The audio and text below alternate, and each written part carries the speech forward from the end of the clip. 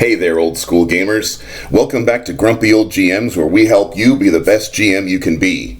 Where we help you unlock that creativity that you all have inside you.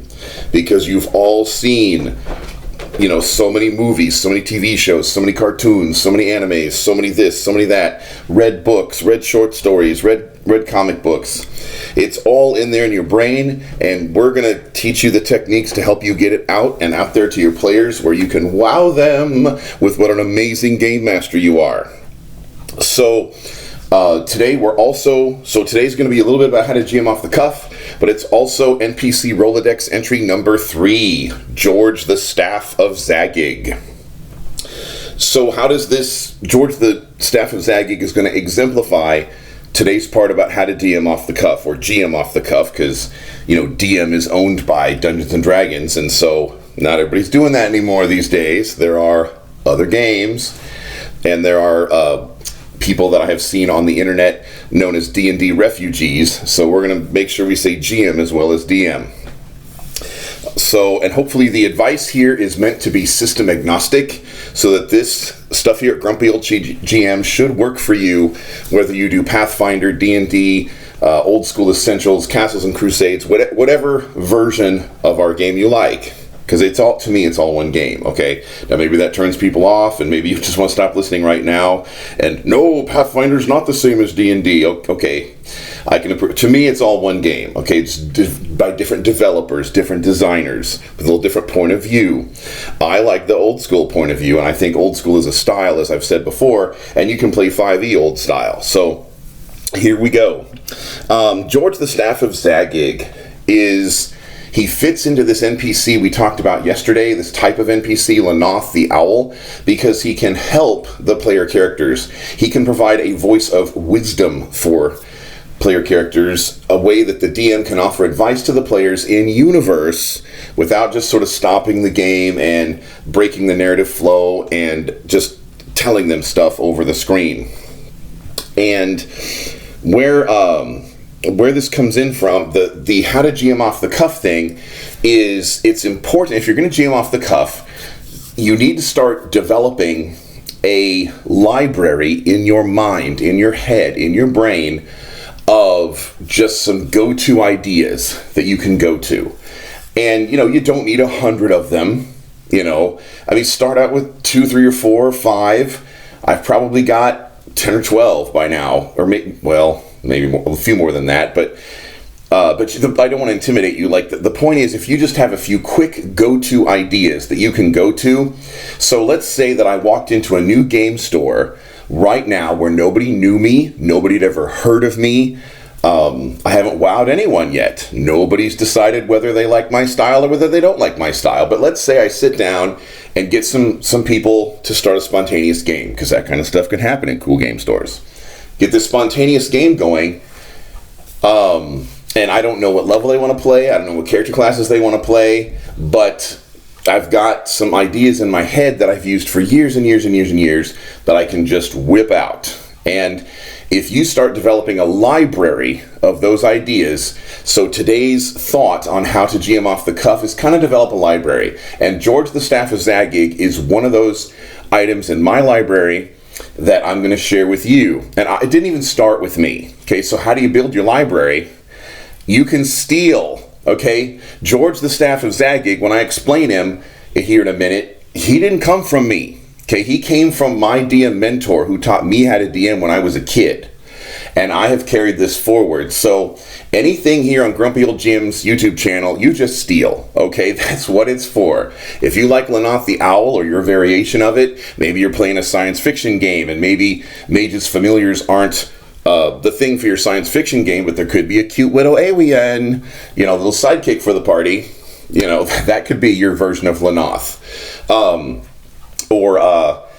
In Marvel superheroes, for many years in the 90s in Excalibur, Shadowcat had a little baby dragon, and it could breathe fire. It was kind of cute, but it didn't suddenly become a main character. One day it did grow up and become a big dragon, but that was years later. But these little tiny characters that can kind of accompany the party. So George the Staff of Zagyg one day in the late 80s, early 90s, something like that, I was a player, and the GM, Ron Watson, if you're out there, the guy who taught me how to GM, he was kind of like my DM father figure, actually. And I still whip out stuff that he came up with, like 40 years later, I'm doing it.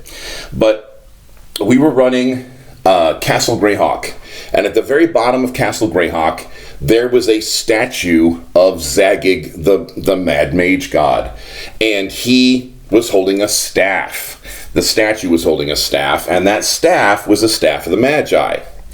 And that's, if you look up the original source material, it was just a staff of the Magi. But Ron was inspired, and he decided by DM fiat, he decided just instead of it being a staff of the Magi as written, the statue, it was an intelligent staff of the Magi. And, we didn't live too far from a place that had Renaissance festivals every year. And these Renaissance festivals would carve out these, wooden wizard walking stick staffs, kind of like the picture for this YouTube video. And so there was this staff with a little wizard head, and it would talk. So its name was George.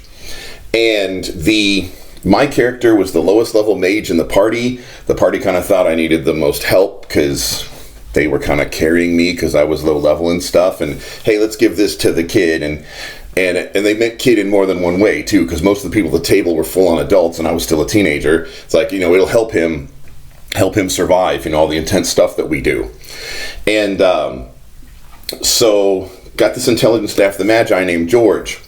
Now, there's what my character knew, and then there's what I'm going to tell you now, so that as a GM you can run this. You could use something like this in your campaign. So using some canonical Greyhawk lore, and then my old DM was a huge Greyhawk fan. He loved Greyhawk, he loved Mystara, he loved those two old original worlds. And in Greyhawk lore, Zagyg is the Mad Mage, and he went insane over the course of his life. And as a little, demigod of magic under Bokhab and Greyhawk, he's still insane. But and that's the canonical stuff. But Ron Watson, my old GM, he decided that when his mind was shattered, his sanity, his logic, his rationality went into this staff. That the staff was basically a splinter of his mind. It was a chance for him to get his sanity back. And so what the staff was wanting, what the staff was wanting to find an apprentice. The staff was wanting to find basically some player character out there who the staff could kind of train up from a low-level mage, go adventuring through the years for the length of the campaign until one day the character was a high-level mage and would be high enough level to cast a special spell that would merge the staff back into Zagyg and restore his sanity.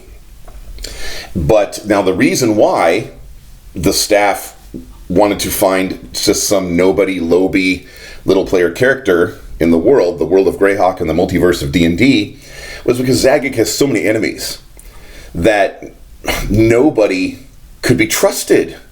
Nobody could be trusted, because you're basically, when you do this spell one day, you'd basically be doing a magical spell version of brain surgery on a god that has many enemies to restore his sanity. And if you've got the god's mind open up, or mindscape, or brain, or something like that, and you're using magic, then the god's going to be very, very vulnerable. And so you're going to have somebody you can trust. And so the staff was, basically searching for or picking out some young apprentice nobody that he could help this person through the years, get to know them through the years, befriend them through the years, mentor them through the years, and finally have them be a individual who was both powerful enough to do it and trustworthy to do it, and not take advantage of having the vulnerable god's brain open right in front of him. So So George basically became like my character's staff. And he was a staff of the Magi, but he also had other powers. I never really don't know the full I know as a DM I do, but my character never knew the full extent of them. And the idea is that George, the Staff of Zagyg, can be as powerful or not powerful as you, the DM, want. George, the Staff of Zagyg, can be as helpful or not as helpful as you, the DM, want. You know, there are times in fantasy, for example, in the original Hobbit book and movies where Gandalf just got busy, had to go do something else, and the Hobbit and the dwarves, you know, they had to fend for themselves for several chapters, and things didn't go so well. You know, your mighty mentor cannot always be around. And so my character would go adventuring sometimes, and George would just teleport away. I got stuff to do, kid. He wasn't always there. You know, so it's not really like your character has George the magic item. It's more like George the magic item has you. Now, to add a little bit of tragedy or sadness to George's story, if George starts to come off too bossy, or George starts to come off as just the perfect little GM's fiat all the time, the idea is that George has been trying to do this for centuries.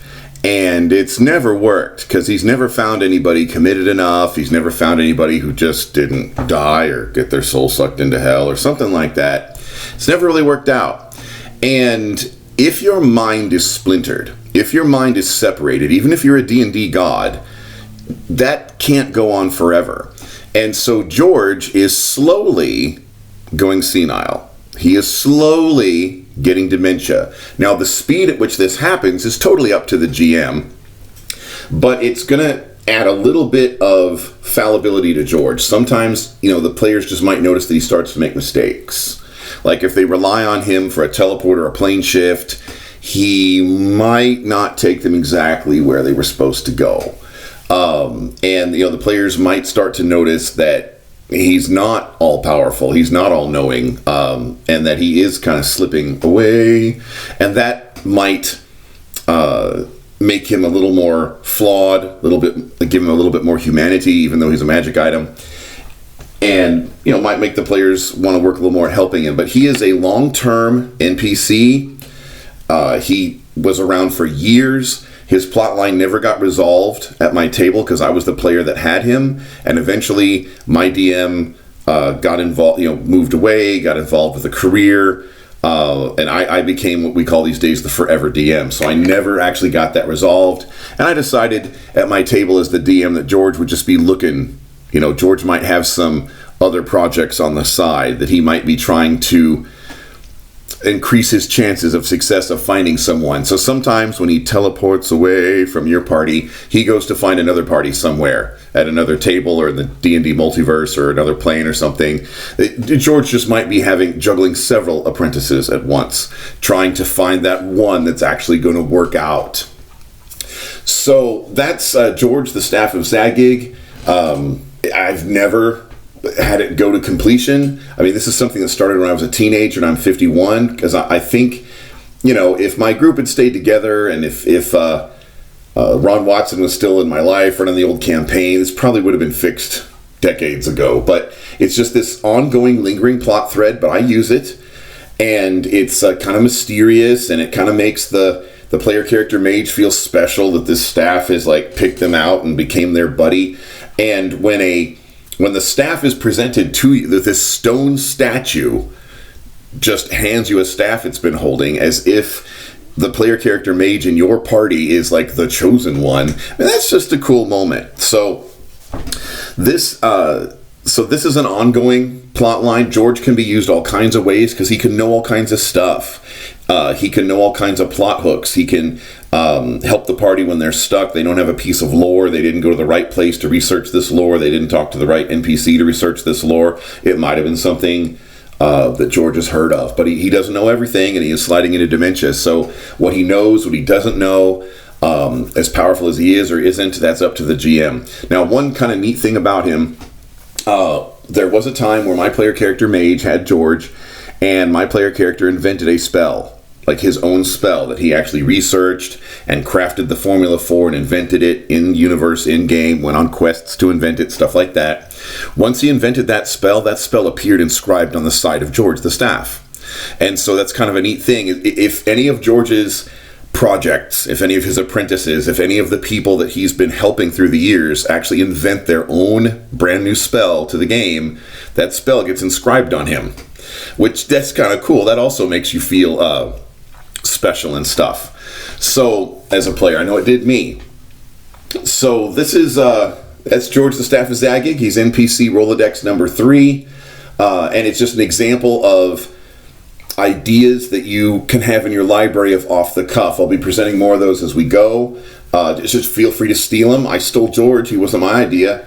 But if you've got, as a GM, if you've got some ideas off the cuff that you can just do because you've got a library of ideas in your head and your mind and your brain, then you can walk around with confidence knowing that you can pretty much GM anything.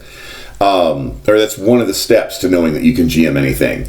So if you like this coaching, if you want more of it, keep listening, like and subscribe, blah, blah, blah. We have a Patreon down below where you can get personal coaching, where I will actually call you on Discord or on the phone and actually listen to what's happening at your table and what your needs are as a GM. I've been doing this for 40 years now, from age 11 to 51. So hopefully I know something. If I don't know something after 40 years, I'm not doing it right. And and then if you want to play at our tables, there's a link for that down below as well. In the meantime, I will see you around the gaming table.